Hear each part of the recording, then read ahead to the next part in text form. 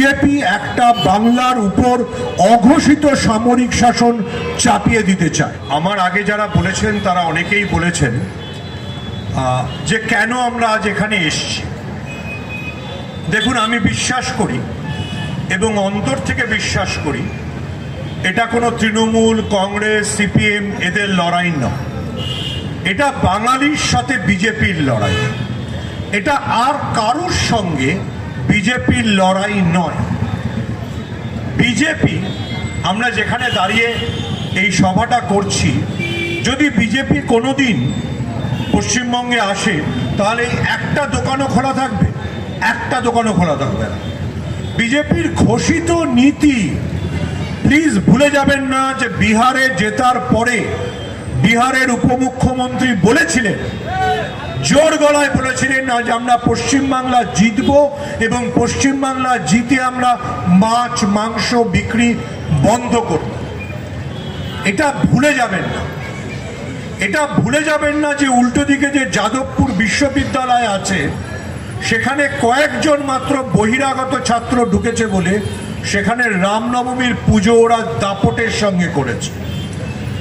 আপনি যদি বাঙালি হন, যা যা আপনি বিশ্বাস করেন না, যা যা আপনি মনে করেন না, সেই সব কটা বিজেপি আপনার উপর চাপিয়ে দিতে আসবে এবং এটা চাপিয়ে দেওয়াটাই বিজেপির নীতি, বিজেপির ঘোষিত লক্ষ্য। আপনারা ভাবছেন যে বিজেপি পশ্চিমবাংলায় এসে গেলে, অনন্যাদি বলছিলেন যে ফলিডল খাওয়ার মতো বিষয় হবে। ফলিডল খেলে তো আপনি একবারে মরে যাবেন। আজকে দেখুন যে বিহারে কয়েক মাস আগে বিজেপি এসছে, প্রকাশ্য রাস্তায় একজন মহিলাকে কিভাবে শ্লীলতাহানি করা হয়েছে। আপনি ভাবছেন যাদবপুরের রাস্তা দিয়ে মহিলারা হেঁটে যাবে আর বজরং দল, গৈরিক বাহিনী কিছু বলবে না? মাথায় রাখবেন, বিজেপি মহিলাদের শত্রু। বিজেপি যে মমতা বন্দ্যোপাধ্যায়কে ঘৃণা করে তার কারণ মমতা বন্দ্যোপাধ্যায় একজন মহিলা নেত্রী।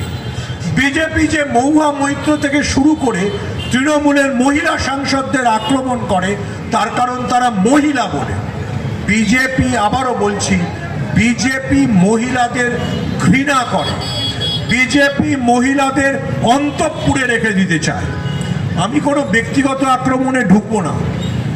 মধু কিশোর, সুব্রমণিয়াম স্বামী, এপস্টিন ফাইলস এসবে ঢুকবো না। এই কেন্দ্রের পাশের কেন্দ্র রাসবিহারীতে স্বপন দাশগুপ্ত প্রার্থী হয়েছে। স্বপন দাশগুপ্ত আর মধু কিশোর একসঙ্গে কাজ করতেন।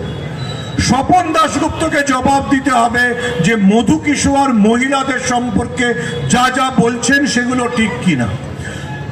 মধু কিশোর বলেছেন জয়শঙ্কর আর হরদীপ সিং পুরী মোদির জন্য মহিলাদের দালালি করতেন।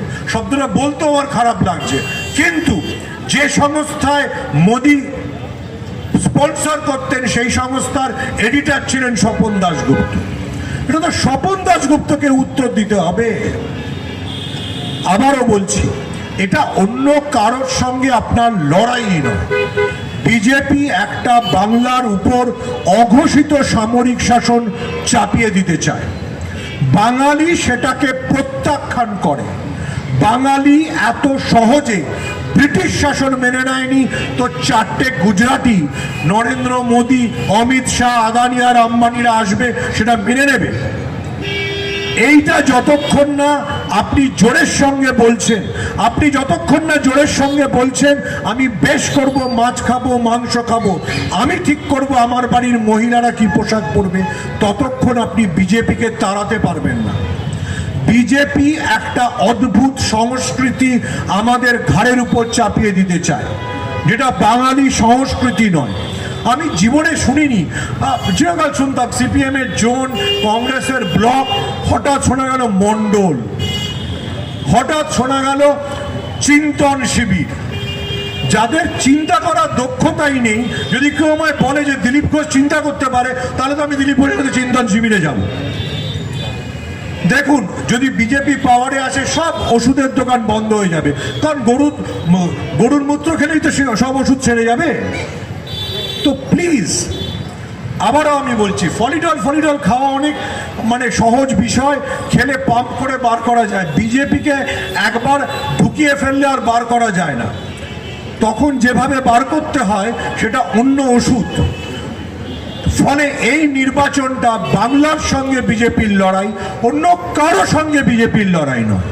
আপনি যদি বাংলার মানুষ হন, বাঙালি হন, আপনি যদি মাছ ভাত খেয়ে থাকেন, আপনি যদি লুচি আলুর দম খেয়ে থাকেন, তাহলে আপনাকে বিজেপিকে তাড়াতেই হবে। জয় বাংলা।